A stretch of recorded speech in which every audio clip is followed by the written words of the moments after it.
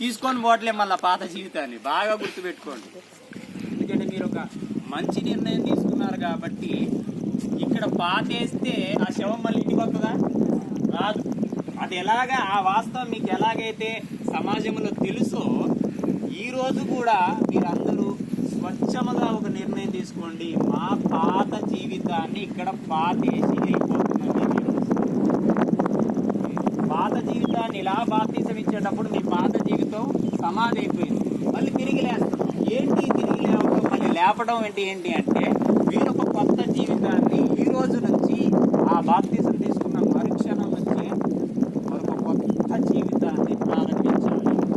కానీ కొత్త జన్మ అని బైబిల్ చెప్తుంది. క్రొత్త జన్మ అంటే అప్పుడే పుట్టిన పిల్లోడైనా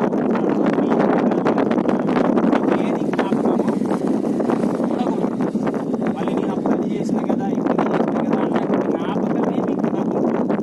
అంటే మీరు అప్పుడు పవిత్రంగా వచ్చిన ఎలాగైతే కొత్త జీవితాన్ని ప్రారంభిస్తాడో అలాగా మీరు ఒక కొత్త జన్మని సిద్ధపడుతున్నారు.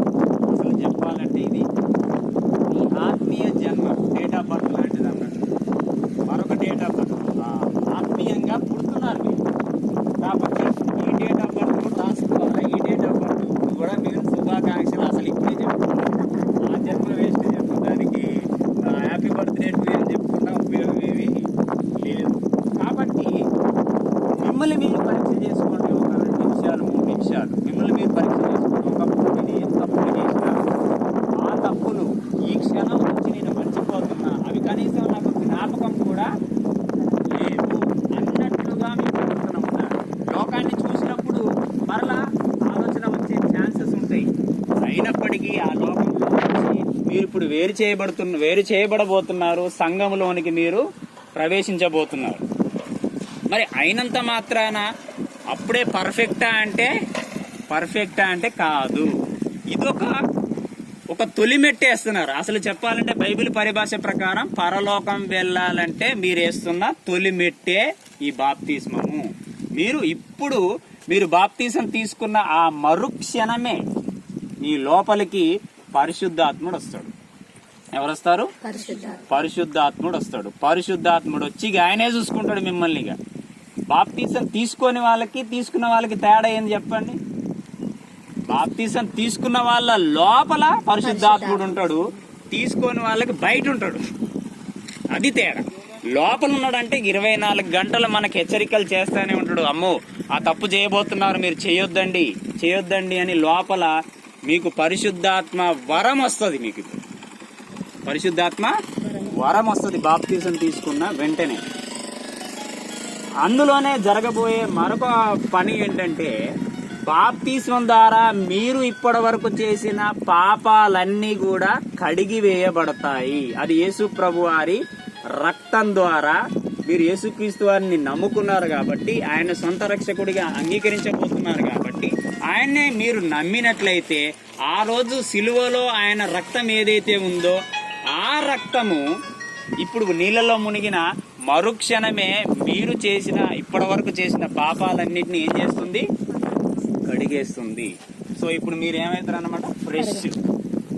మళ్ళీ ఫ్రెష్గా పాపాలు చేయడానికి కాదు బాప్తిసం తీసుకునేది. గుర్తుపెట్టుకోండి. పాపం మళ్ళీ చేస్తాననుకోని మీరు అందులో మునిగారనుకోండి, అది బాప్తిసం కాదు. స్నానం అవుతుంది, మునుగుడవుతుంది, కానీ బాప్తిసం అది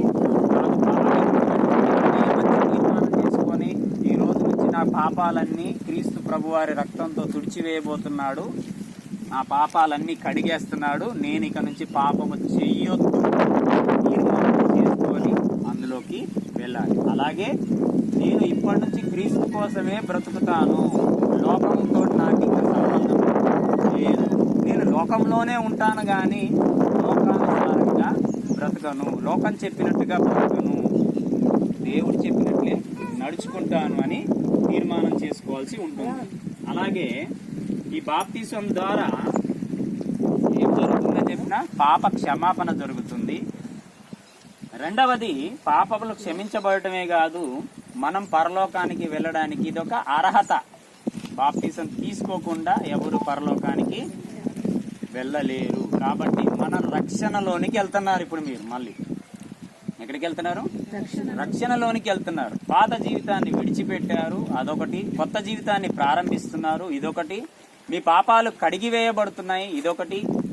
మీరు పరలోకానికి వెళ్ళడానికి మీ జర్నీ స్టార్ట్ చేస్తారు. ఇవాళ నుంచి మీ ప్రయాణము స్టార్ట్ అవుతుంది. ఇవాళ నుంచి ఎన్ని కష్టాలు వచ్చినా, ఎన్ని బాధలు వచ్చినా, ఎన్ని వేదనలు వచ్చినా, ఎన్ని శ్రమలు వచ్చినా మీ భర్తని మీరు ఏం చేయకూడదు, లోకంలో వదిలేస్తారా?